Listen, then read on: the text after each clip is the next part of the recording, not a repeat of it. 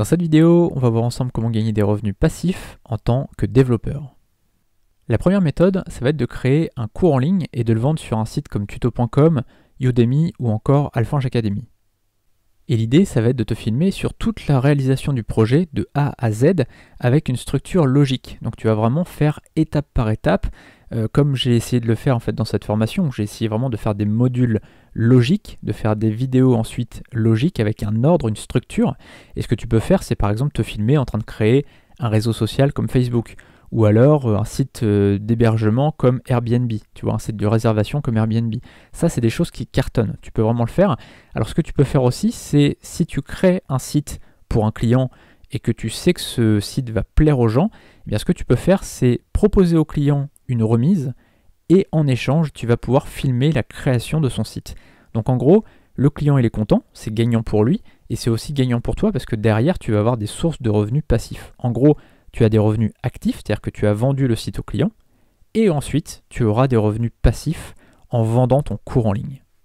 La deuxième méthode, elle peut demander un peu plus de travail, mais ça peut être très intéressant au niveau financier, et même au niveau du projet, c'est de créer un logiciel avec un abonnement mensuel ou annuel. Alors c'est ce qu'on appelle les logiciels SaaS, S-A-A-S, c'est-à-dire Software as a Service. Alors c'est par exemple Vimeo. Vimeo, c'est un service de stockage de vidéos qui permet de personnaliser le player. Là, tu vois, par exemple, les vidéos que tu es en train de regarder pour cette formation, je les ai mises sur Vimeo et donc je paye un abonnement. J'aurais pu mettre ces vidéos sur YouTube, mais ça n'aurait pas été la même chose, ça n'aurait pas été la même expérience utilisateur. Là, c'est un peu plus joli et donc je préfère payer pour avoir ce type de vidéo. Tu peux aussi faire quelque chose comme Dropbox. Dropbox, c'est un SaaS, un Software as a Service, c'est-à-dire que tu payes un abonnement mensuel. Et donc moi par exemple je paye 9 € ou 10 €, je sais plus, et donc je peux stocker des données. Alors ça peut être des images, des vidéos, là par exemple toutes les vidéos que j'ai de toutes mes formations, je les stocke sur Dropbox et ça me permet donc de les avoir en sécurité. Voilà, il y a plein de services comme ça peut être aussi ClickFunnels, je ne sais pas si tu connais ClickFunnels, eh bien c'est un service qui permet de faire des tunnels de vente, faire des pages de vente, etc.